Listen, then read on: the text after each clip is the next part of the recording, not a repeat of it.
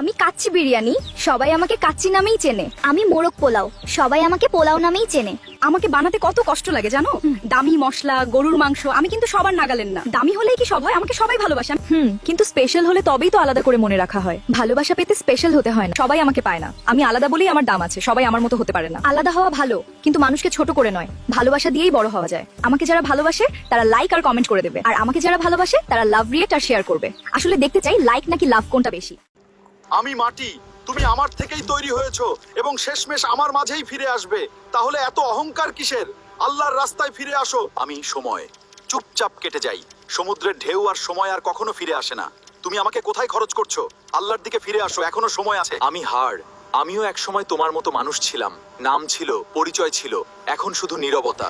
তাই সময় থাকতে আল্লাহর দিকে ফিরে আসো।